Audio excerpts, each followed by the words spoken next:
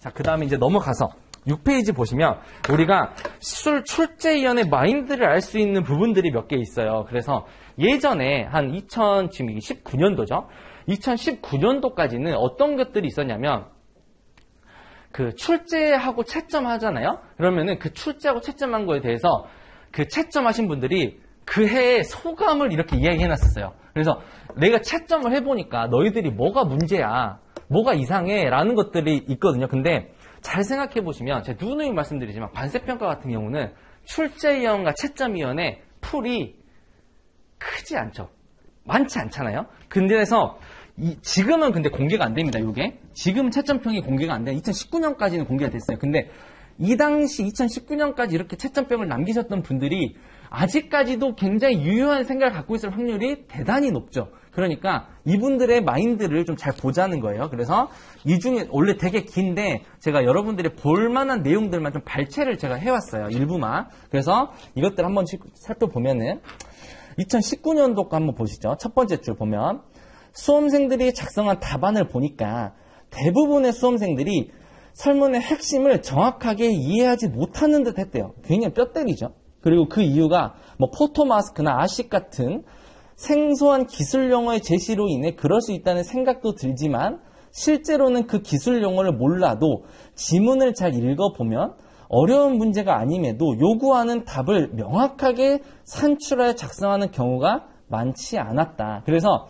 이 출제위원이 보니까 너희들이 지금 핵심을 못 잡고 있다는 거죠. 그래서 내가 궁금한 거는 따로 있는데 이상한 얘기만 한다는. 근데 그 이유가 생소한 기술 용어의 제시로 인해 그럴 수 있다? 이거에서 우리가 힌트를 뭘 얻을 수 있죠? 앞으로도 기술 용어 같은 걸로 어렵게 낼 수도 있겠다. 근데 제가 누누이 말씀드리지만 어떤 용어가 우리가 모르는 용어, 막 포토마스크 이런 용어들이 분명히 또 나올 거예요. 근데 그런 것들 우리가 모든 용어를 다 공부하고 들어갈 수가 없잖아요.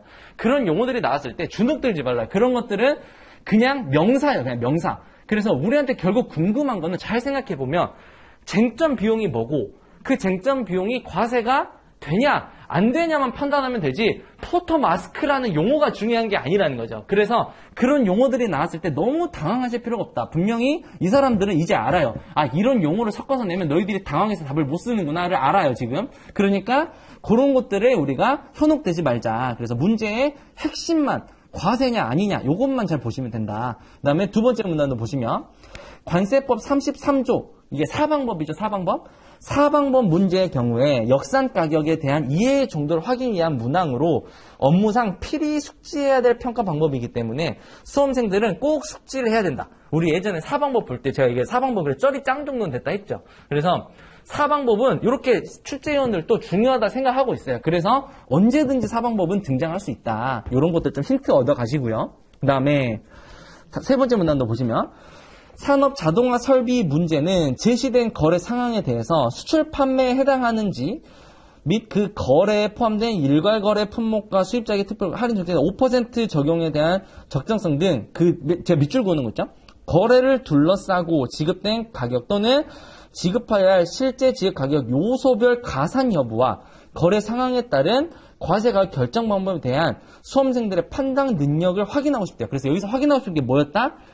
요소별 가산 여부예요. 그래서 요소별로 가산 여부를 궁금한다 하니까 이게 곧 이런 거죠. 이렇게 여러 개 그때 이등 나왔는데 쟁점 비용 1, 쟁점 비용 2, 쟁점 비용 3, 쟁점 비용 4 여기에서 각각이 과세냐 과세가 아니냐 이거를 보고 싶다는 거예요. 그래서 이런 것들을 우리가 궁금해하는 거고 그리고 이거에 따라서 과세가 결정 방법이 뭐 1방법이 되냐 아니면은 뭐 2방법이 되냐 이런 것들을 전체적으로 확인하고 싶다. 그런 것들을 힌트 좀 얻어 가시고 그다음에 또 그 밑에 문단에 밑줄 그은 거 볼까요? 과세가격 결정 방법에 대한 체계적이고 정확한 이해력을 갖추고 실무적으로 적용할 수 있는 능력이 있는지 여부를 평가하기 적합한 문제였다. 그리고 이런 것들은 관세사라는 전문 직역에 매우 중차대한 역량에 해당이 된다. 그리고 모범적인 답안을 작성하기 위해서는 기계적으로 암기하는 학습을 지향하고 법리에 대한 기본적인 개념 원리를 무역 사례를 중심으로 전체적인 관세평가 법규를 체계적으로 학습하라. 굉장히 좀 교과서적인 이야기인데 기계적인 암기를 지향해달라. 그래서 아무리 어떤 문제를 내도 암기 위주로만 쓰는 답안들이 굉장히 많았었나 봐요. 채점을 하다 보니까. 그래도 수백 개를 채점을 하니까 똑같은 패턴들이 나오잖아요. 근데 진짜 그런 경우들이 있어요. 뭐냐면 저희도 이제 모의고사를 보다 보면은 어떤 상황이 있냐면 어떤 특정 분들은 제가 어떤 문제를 내도 답안지가 거의 비슷해. 그러니까 제가 내는 문제는 계속 바뀌는데 저한테 들어오는 답안지의 컨텐츠 그 답안 내용은 거의 똑같다고. 그건 뭐냐면 본인이 준비한 거대로 그냥 쓰는 거예요. 그냥 내가 하고 싶은 말을 하는 거거든요. 근데 이런 것들은 굉장히 좀 위험하긴 해요. 근데 우리가 안 그럴 것 같은데 왜 이렇게 자꾸 이런 말이 나오냐면 뭐 기계적으로 암기하는 학습, 그다음 사례에 대한 평가가 없다 이런 것들이 그 문제가 보통 이렇게 뭐 사례가 이렇게 주어질 때 쭉쭉 하면서 여기에서 권리 사용료 이런 것들이 만약에 나온다. 그리고 판단하라 이렇게 나오면 이 사람이 궁금한 거는 이 권리 사용료가 과세가 되는지 안 되는지가 궁금한 거고, 과세가 만약에 된다고 한다면 이 사례에서 어떤 문구 때문에 과세가 되고 그게 어떤 근거, 그러니까 뭐 우리가 시행령 뭐 19조를 건드렸다거나 그래서 시행령 19조 중에서 어디를 적용해서 이게 이렇게 평가가 됐다가 궁금한 거지 시행령 19조를 다 쓰는 게 궁금한 게 아니라는 거예요. 근데 보통 사람들이 권리 사용료가 나 우리가 준비한 게 딱 있으니까 여기서부터 쭉쭉 쓰고 나와버린단 말이에요. 그리고 나는 이렇게 준비했고 다 썼으니까 네가 알아서 채점해. 이런 느낌이란 말이에요. 그럼 여기서 뭐 골라서 채점해주고 그런 거 아니잖아요. 그러니까 이렇게 되면은 아, 이 사람은 그냥 암기만 했네. 이 사례에 대해서 평가를 못하네. 그러면은 관세자가 됐을 때 이런 사례가 닥쳤을 때 평가를 못하겠다는 생각이 들잖아요. 그러니까 이런 답안지, 이런 그 평가가 계속 나와요. 그 채점평이. 그래서 사례를 중심으로 체계적으로 좀 학습을 했으면 좋겠다. 그 다음에 그 밑에 줄도 보시면 적용 사례를 반복 학습을 통해서 리걸 마인드를 강화하는 것이 절대적으로 필요하다. 그 다음에 첫째로 가장 중요한 것은 요구하는 지문 등을 제대로 읽고 답안지를 작성하지 않고 있다. 이것도 되게 좀 뼈 때리죠. 그래서 너희들이 답안지를 안 읽는 것 같아. 문제지를 안 읽고 답을 하는 것 같아. 이런 말. 그 다음에 어떠한 시험이든 출제자가 의도하는 답안지를 작성해야 된다. 그렇게 하려면 아무리 시간에 쫓겨도 무엇을 하라고 하는지를 알고 답해야 되고 한정된 시간에 답안을 작성하기 위해서는 거의 기계적으로 쓰기 시작해야 되는 것도 이해는 하지만 정확한 답안을 작성하게 되면 충분히 보상받을 수 있다. 그래서 제대로 읽고 있지 않기 때문에 판단하라는 지시사항을 간과하고 규정 내용만을 기재하는 듯하다. 아무래도 출제자가 의도하는 답안대로 그냥 그래서 이 사람이 원하는 거는 규정을 다 쓰지 말고 여기서 필요한 규정만 골라서 써라. 그런 거잖아요. 그래서 그런 것들을 여러분들이 좀 캐치를 하시면 될 것 같아요. 아, 관세평가에서는 이런 것들을 좀 보는구나. 그 다음에 둘째로 답안 작성 방법에 훈련이 필요하다. 근데 여기서 중요한 게 뭐냐면 두 번째 줄 답안지 보시면 답안 작성 방법이 잘못되면 쓸데없는 시간을 많이 소비하게 되는데 모든 답안 작성은 여기서 중요한 단어죠. 키워드 중심으로 작성하면 답안 작성의 효율을 극대화할 수 있어서 배점이 높은 문제를 더 생각해서 좋은 답안 작성할 수 있다. 그래서 냉정을 유지해서 출제자가 요구한 답안이 무엇인지를 고민하는 시간을 가지고 키워드 위주로 답안을 좀 써달라. 그러니까 너희들이 원하고 준비한 거 주저리줄 하지 말고 내가 원하는 딱 그 키워드, 킬러 컨텐츠만 주면 배점 다 들어가 라는 뜻이죠. 이게 근데 채점평은 관세평가만 있는 게 아니고 각 과목별로 다 있어요. 근데 제가 지금 가져온 거는 관세평가 중에서도 일부만 가져온 거잖아요. 그러니까 관세평가는 이렇다는 거예요. 키워드 중심으로 쓰면 된다는 거. 그래서 왜 이게 또 이런 일들이 발생하냐면 관세평가는 문제를 분석하는 시간이 들어가잖아요. 그게 무슨 말인지 알죠? 문제가 기니까 답안지를 바로 쓸 수가 없고 문제를 읽고 해석해야 되는 시간이 좀 일정 부분 잡히잖아요. 그러면은 기본적으로 전체적인 답안지의 분량이 줄어들 수밖에 없다. 우리가 손이 아무리 빠른 사람이라도. 그러니까 키워드 위주로 쓰는 게 핵심이었던 거예요. 관세평가에서는. 그래서 답안지가 적더라도 우리가 정확하게 킬러 컨텐츠만 딱 던지면 문제없다. 그래서 우리가 근거집에도 뭐 협정 같은 거 정리할 때 협정 다 쓸 필요 없다 그러냐. 거기서 원하는 그 한 줄만 쓰면 되는 거야. 딱 그 한 줄만. 그러니까 그것들만 기재하면 된다. 그래서 평가에서는 이런 것들을 좀 주의해서 보고 있으니까 좀 보시고요. 자, 넘어가서 2018년도 이건 다 다른 담당자예요. 2018년도에 다른 채점위원은 또 뭐라고 말했는지 한번 보죠.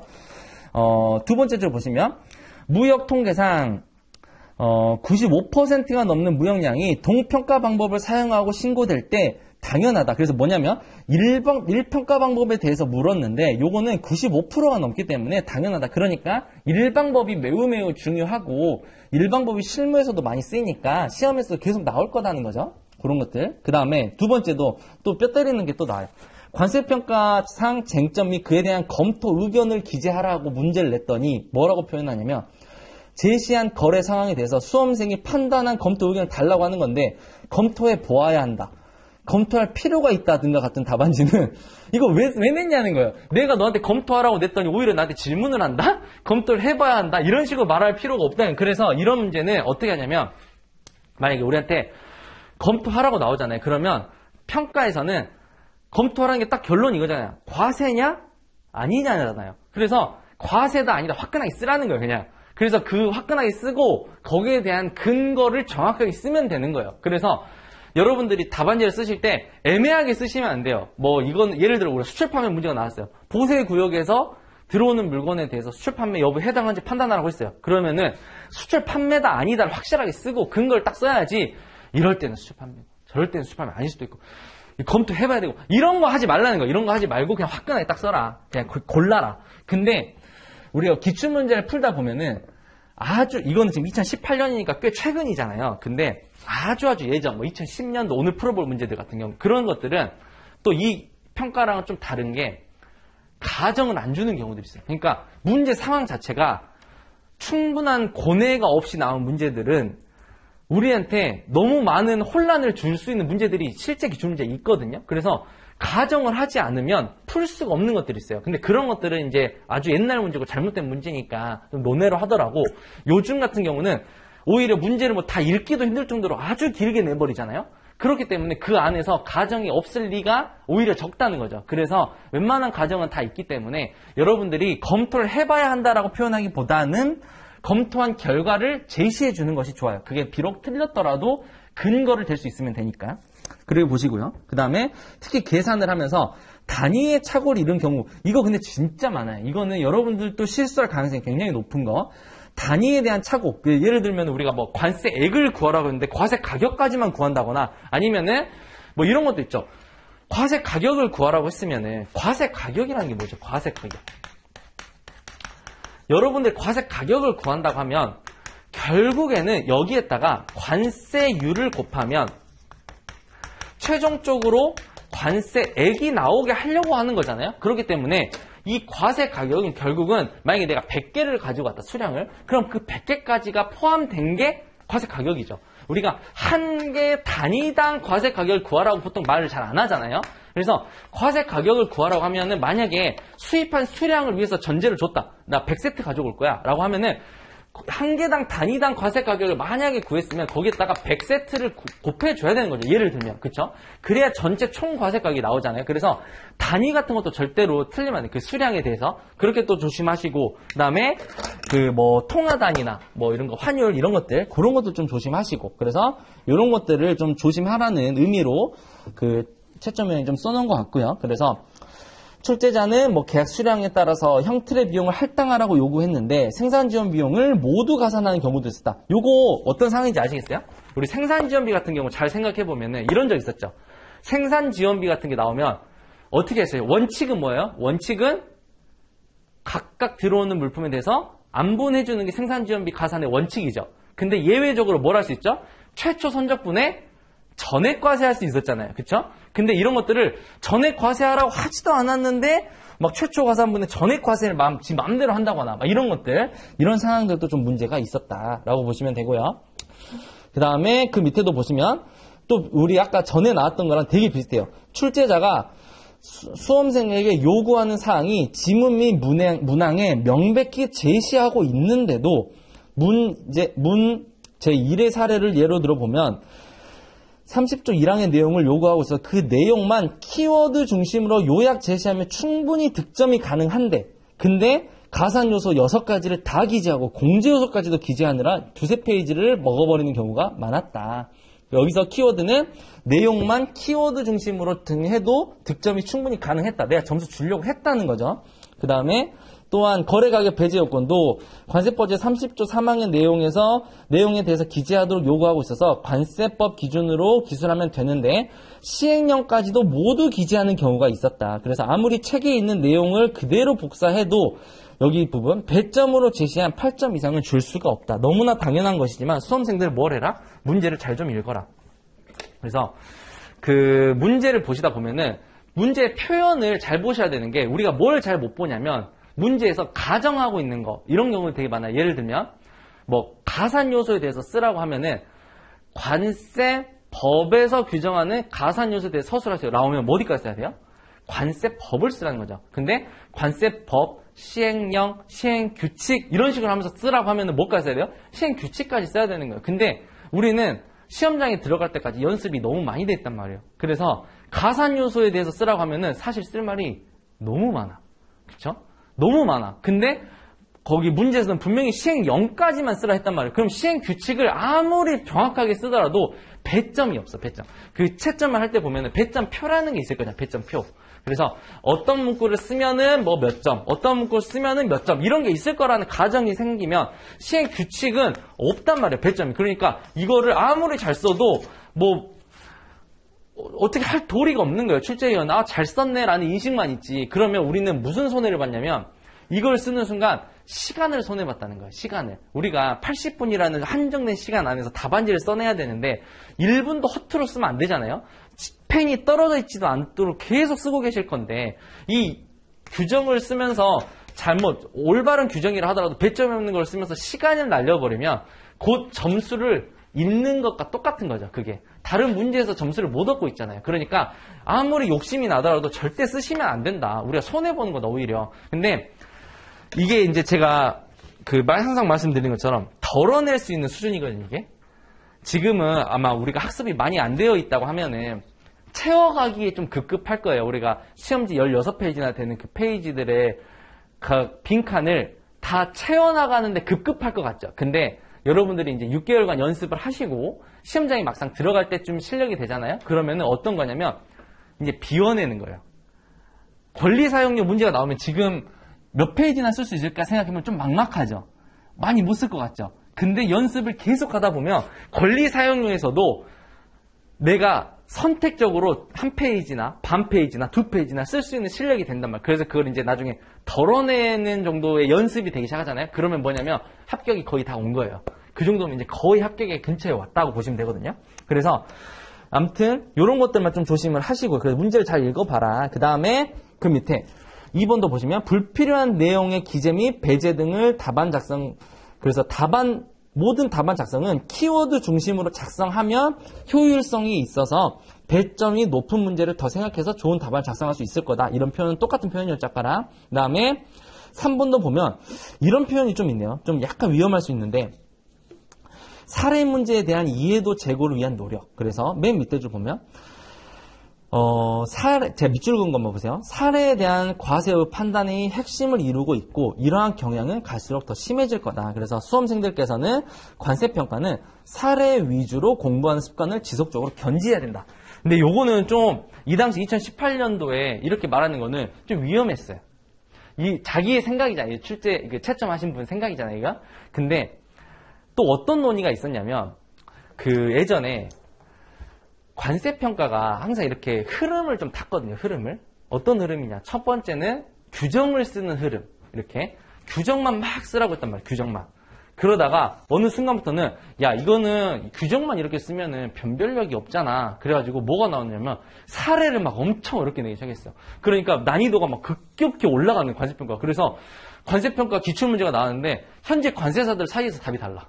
이제 현재 관세사 야 이거 서로 답이 달라. 그래서 뭐가 답이라고 말하기 되게 애매한 상황. 막 이런 상황도 있단 말이에요. 그래서 이렇게 계속 난이도가 어려워지다가 어떤 논의야. 야 이거는 관세사들을 대상으로 시험을 보는 게 아니고 관세사가 되고 싶어하는 수험생들을 대상으로 하는데 실무에서도 정리가 안 된 사례들을 이렇게 내버리면 이거는 문제가 있는 거 아니야? 라는 논의가 또 돼가지고 규정 위주로 또 바뀌기 시작합니다. 이렇게 계속 그래서 막 이렇게 왔다 갔다 막 이렇게 한단 말이에요. 근데 지금 우리가 지금 있는 처해 있는 시기가 어디냐? 제가 보기에는 한 이쯤 온 것 같아. 이쯤. 그러니까 이게 난이도로 보면은 규정 쓰는 건 쉽잖아요. 그러니까 우리가 지금 굉장히 쉬운 난이도를 향해 가고 있어. 그래서 거의 제가 보기에는 더 쉬워지기 어려울 정도의 꼭지점을 찍은 것 같거든요, 지금. 그래서 그럼 또 올라갈 거 아니에요, 우리. 그러니까 요 시기 안에 우리가 지금 어딘가에 있을 거니까 이 시기 안에 빠르게 나가야 된다, 이 시험을. 이 시기 안에. 그러니까 여러분들이 여기로 가기 전에 빨리 나가야 돼요, 여기서. 이 협곡에서. 그래서 지금은 굉장히 좋거든요. 지금은 이제 사례도 뻔한 거 나오잖아요. 협정에 있는 사례들, 아니면은 뭐 협의의 결정 다 공개된 사례들, 이런 것들, 논란이 안 될 사례들만 나오니까 딱 여기에 있을 때 좀 빨리 나갔으면 좋겠어요, 우리가. 그래서 여기 이 그 출제위원은 사례 중심으로 봐라, 규정보다는 뭐 이렇게 하는데, 이거는 좀 위험한 발언이니까 그냥 그렇다고만 좀 이해를 하시고, 그래서 전체적으로 보면은 뭐 이런 표현들을 계속 쓰고 있잖아요. 그래서 근데 이 출제위원들의 어떤 자기들의 소감을 이야기하는 거에서 우리가 좀 항변을 좀 하자면, 사실 이런 건 있어요. 막 문제를 좀 잘 읽어봐라 라고 그러고, 그 다음에 내가 원하는 거는 키워드만을 원하는데 다 쓰지 마라 이러잖아요. 근데 이런 말 혹시 아세요? 우리 주식장에서 유명한 말인데, 이게 꿈에서 깨어나야 꿈인 줄 알고 추세에서 벗어나야 추세인 줄 안다, 이런 말 아세요? 주식 하시면은 이게 하락장인지 상승장인지 내가 이 안에 흐름을 타고 있으면 사실은 몰라. 그래서 제3자가 돼서 밖에 나와서 이거 봐요. 아, 이거 하락장이었구나. 그 다음에 제3자가 돼서 봐, 이거 상승장이었구나. 이거 꿈에서 깨어나야 꿈인 줄 알아. 그래서 우리가 사실은 이게 멀리서 보면은, 아, 너희들은 이렇게 쉽게 말할 수 있겠지. 문제 좀 잘 읽어라 그러고 키워드만 쓰라고 이러는데, 이거는 막상 또 수험계로 딱 들어가서 시험장에 들어가 보면 사실 어쩔 수 없는 부분도 있기는 해요, 이런 것들이. 그래서 아, 이런 생각을 가지고 채점을 하고 있구나, 이런 컨셉으로만 좀 가볍게 보시고, 어쨌거나 우리는 그래도 제3자 입장에서 한번 좀 보고 자신을 좀 돌아보면은 좋을 것 같아요. 그렇게 보시고요.